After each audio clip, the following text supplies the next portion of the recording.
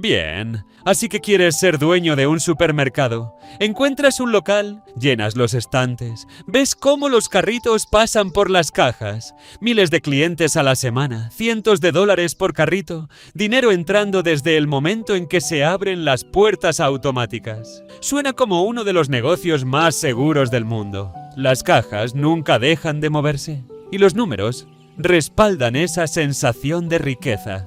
Un supermercado promedio genera alrededor de $712,000 a la semana. Multiplica eso por un año y una sola tienda está generando cerca de $37 millones en ventas brutas. Aquí está el problema. Casi nada de ese dinero se queda en el edificio. Los supermercados no son negocios de alto margen. Nunca lo han sido. Son máquinas de alto volumen que sobreviven de fracciones de centavo. El margen de ganancia neta promedio de la industria está entre el 1% y el 3%. En el año más reciente de datos, los minoristas de alimentos promediaron alrededor del 1,7% de ganancia neta. Aplica ese número a los $37 millones y la tienda se queda con alrededor de $629,000 al año. Cuando un cliente gasta $100 en la caja, el dueño se queda con menos de $2 de eso. Todos los demás en la transacción, el agricultor, el transportista, el fabricante, el arrendador, la eléctrica, los empleados, se llevan el resto. Este no es un negocio de margen, es un negocio de logística disfrazado de comercio minorista. La habilidad real es mover volúmenes enormes de bienes perecederos a través de un edificio más rápido de lo que se echan a perder, más rápido de lo que se roban y más rápido de lo que un competidor puede vencerte en precio. Lo que cuesta entrar. No hay un solo precio para un supermercado. En el nivel más bajo, podrías abrir una tienda de barrio por alrededor de $100,000. Eso no es lo que la mayoría imagina cuando dice supermercado, y no genera nada cercano a ese ingreso. Para construir un supermercado de escala genuina, con sección de frutas y verduras, carnicería, panadería y suficiente estacionamiento, estás mirando entre $3,500,000 y $16 millones, dependiendo de la ubicación. Y la ubicación es donde te ataca el primer costo oculto. La renta comercial minorista promedio ronda los $24 por metro cuadrado al año. En mercados premium puede superar los $60.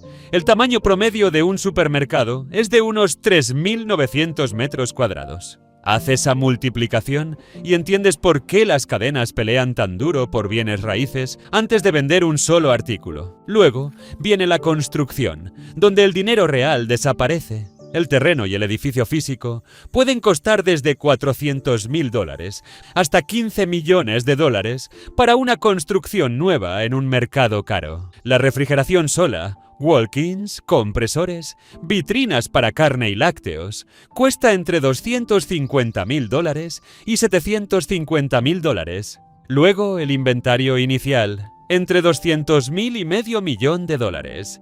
Estantes y accesorios, tecnología, cámaras, terminales de punto de venta, otros $30,000 a $120,000, carritos de compras, $15,000 a $40,000 para una flota completa. Y está el costo del que nadie te advierte. La licencia de licores, en zonas donde está limitada por población, puede costar desde $15,000 en un área rural hasta más de $400,000 en un mercado urbano competitivo. El alcohol es una de las categorías de mayor margen en toda la tienda. Exactamente por eso, el derecho a venderlo cuesta tanto. Sáltatelo y has cortado uno de tus mejores centros de ganancia antes de abrir. Suma todo eso, y un supermercado serio es un compromiso de varios millones de dólares antes de que un solo cliente cruce la puerta. Lo que cuesta mantener las luces encendidas. El costo de los bienes vendidos consume entre el 65% y el 75% de cada dólar en ventas. Eso es antes de cualquier otro gasto. La mano de obra corre entre el 10% y el 16,3% de las ventas. Y aquí es donde los supermercados silenciosamente sangran dinero. La industria tiene una de las tasas de rotación de personal más altas de toda la economía, alrededor del 40% anual. Para trabajadores de medio tiempo. Cada vez que un empleado se va, pagas por reclutar contratar y reentrenar a un reemplazo. La energía es otro gran gasto. Los supermercados están entre los edificios comerciales más hambrientos de electricidad que existen, principalmente por la refrigeración funcionando 24 horas al día. Para una tienda de 3.700 metros cuadrados, eso se traduce en aproximadamente $230.000 al año solo en servicios, renta y ocupación. 4% a 10% de los ingresos, todo lo demás marketing, seguros, mantenimiento, seguridad, otro 3% a 8%. Y luego está la merma, el inventario que desaparece por robo, deterioro o error antes de venderse. Promedia entre el 1,6% y el 3% de las ventas. Puede sonar pequeño, pero recuerda que el margen neto es solo del 1,7%. Una tasa de merma del 2% en un negocio con ese margen no es un error de redondeo. Es la diferencia entre un año rentable y una pérdida. El robo por empleados representa aproximadamente el 42% de todas las pérdidas por merma. El hurto de clientes, otro 37%. El resto viene de errores administrativos y de proveedores. Encima del robo está el deterioro. Las frutas y verduras frescas pierden en promedio el 11,6% del stock y algunas verduras muy perecederas pueden ver pérdidas superiores al 60%. Los supermercados desechan un estimado de $15.000 millones en productos frescos sin vender cada año en todo el mundo. ¿Cómo se hace realmente el dinero? Ahora la parte más esperanzadora. Los pasillos centrales, los enlatados, los cereales, las bebidas embotelladas, son esencialmente productos gancho. Existen para atraer a la gente y mantenerla regresando. Pero los márgenes ahí son delgados, alrededor del 26% bruto. La ganancia real vive en el perímetro de la tienda. Las frutas y verduras frescas llevan un margen de 30% a 40%, a pesar del riesgo de deterioro. El mostrador de comida preparada corre más alto, 40% a más del 50%, porque los clientes pagan por conveniencia. La panadería interna es a menudo el departamento más rentable de todo el edificio, con márgenes que superan el 55%, porque la harina y el azúcar son baratos y el producto terminado huele a algo que vale la pena pagar de más. Carne y mariscos, 25% a 30%. Y floristería, con apenas el 1% del espacio total, genera un margen de alrededor del 46%.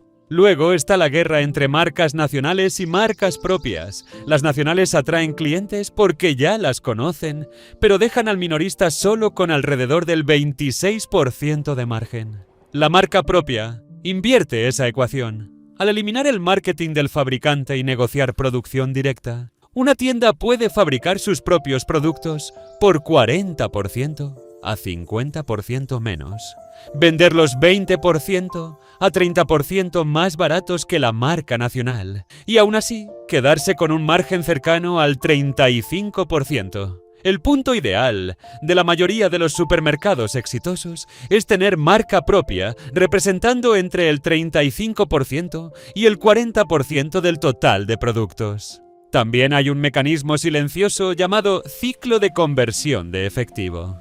Los clientes pagan instantáneamente, pero a los proveedores se les paga en términos de 30, 60 o 90 días. Esa brecha significa que la tienda está sentada sobre el dinero del proveedor durante semanas antes de pagar la factura, multiplicado por todo el inventario.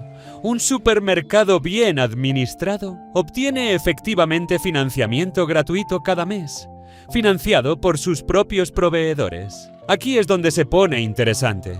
En papel, 1,7% se ve como un margen casi vergonzosamente pequeño.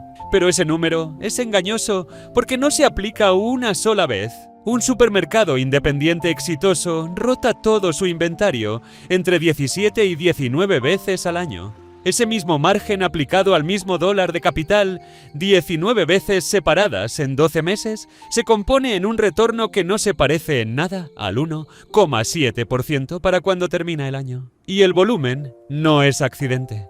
Está diseñado deliberadamente hasta el centímetro. Los primeros metros dentro de la entrada son la zona de descompresión, un área deliberadamente despejada, a menudo ya de frutas coloridas o flores, diseñada para señalar frescura. La mayoría de los compradores, naturalmente, se desvían a la derecha al entrar. Así que las tiendas guían el tráfico en un bucle específico porque los datos muestran que esos compradores gastan más por visita. Los básicos esenciales, leche, huevos, pan, se sitúan en la parte trasera de la tienda, obligando a cada cliente a pasar por miles de artículos de mayor margen para llegar a lo que vino a comprar. El nivel del ojo es el nivel de venta.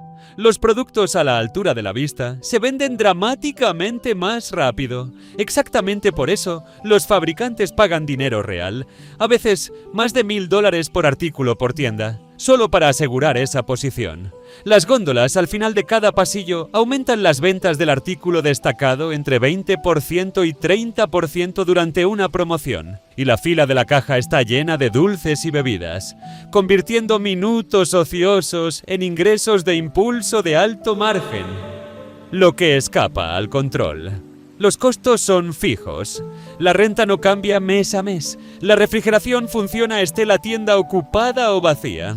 Pero el lado de los ingresos está expuesto a fuerzas fuera del control del dueño. Toma la entrega a domicilio. Una canasta típica de $100 comprada en tienda genera alrededor de $4 de ganancia neta. Ese mismo pedido en línea requiere que un empleado recorra los pasillos, seleccione cada artículo, lo empaque y lo entregue. Para cuando se suman labor y logística, esa misma orden puede pasar de una ganancia de $4 a una pérdida de $13.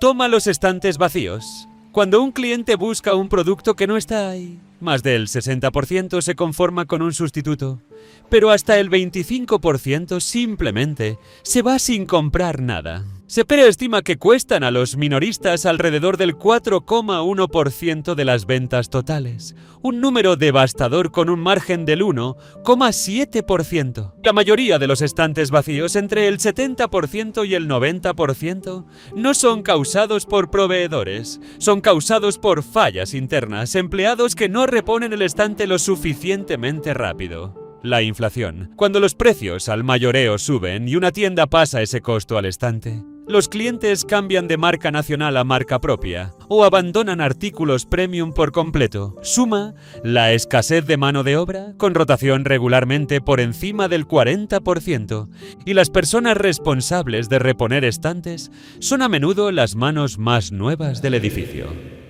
La competencia y la respuesta inteligente.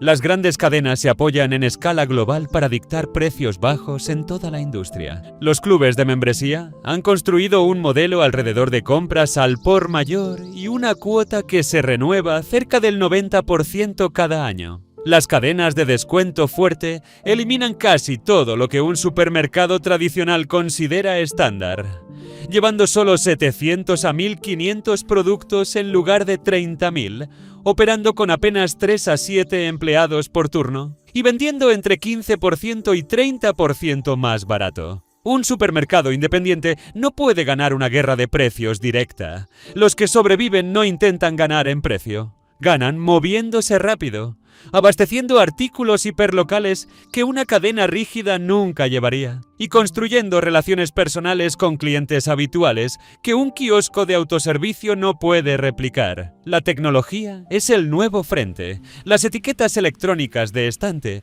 cuestan entre $5 y $15 por unidad. Reemplazan cientos de horas laborales a la semana, imprimiendo etiquetas de papel.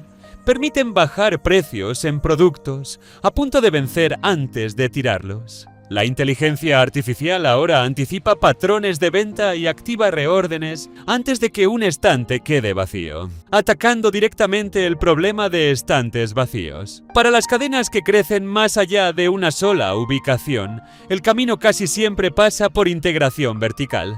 Eliminar a un intermediario y controlar directamente una parte de la cadena de suministro. Un ejemplo célebre es cuando un gran club de membresía Ante el aumento en costos mayoristas de pollo que amenazaba el precio de su icónico pollo rostizado, en lugar de subir el precio, construyó su propio complejo avícola de 450 millones de dólares, contratando directamente a más de 100 granjeros locales. El resultado: control directo sobre la producción de aproximadamente 100 millones de pollos al año, cubriendo cerca del 40% de su necesidad doméstica, con ahorros de 10 a 35 centavos por ave.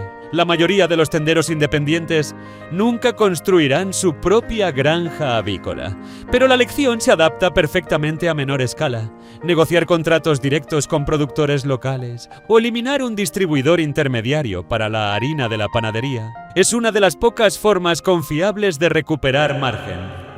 La advertencia histórica.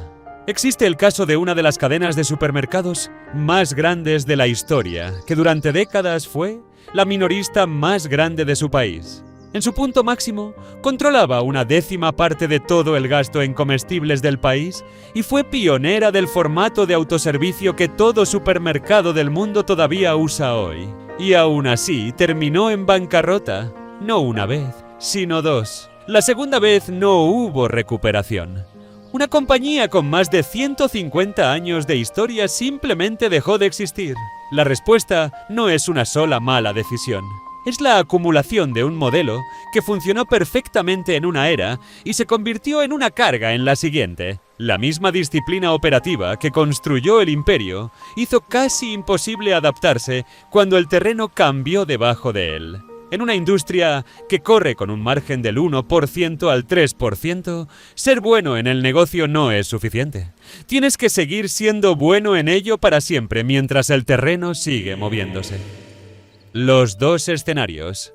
En el escenario optimista, construiste un supermercado bien ubicado generando alrededor de 37 millones de dólares en ingresos anuales. Operas de forma disciplinada, mantienes la merma baja, tu mezcla de marca propia en el punto ideal y tus departamentos de perímetro funcionan con márgenes fuertes. En un buen año así, estás mirando una ganancia neta de $600,000 a $800,000. En una operación más grande, generando 15 millones de dólares o más, la compensación del dueño puede ir de $400,000 a más de 5 millones de dólares anuales para los operadores más eficientes. En el escenario realista, la merma sube al 2,5%, impulsada por rotación de empleados y un pico en robos. Una entrega de productos frescos se retrasa y pierdes inventario al deterioro. La inflación te obliga a subir precios y una porción de tus clientes sensibles al precio migra hacia un competidor de descuento. Suma escasez de personal que lleva a estantes vacíos en tus horas más ocupadas. Corre esa misma tienda a través de esta versión del año. Podrías estar mirando una pérdida de unos cientos de miles de dólares, aunque los ingresos apenas se movieron.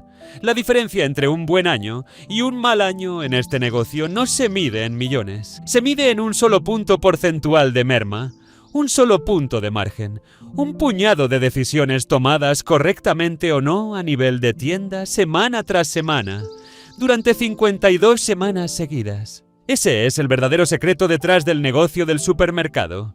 Parece un negocio sobre comprar y vender.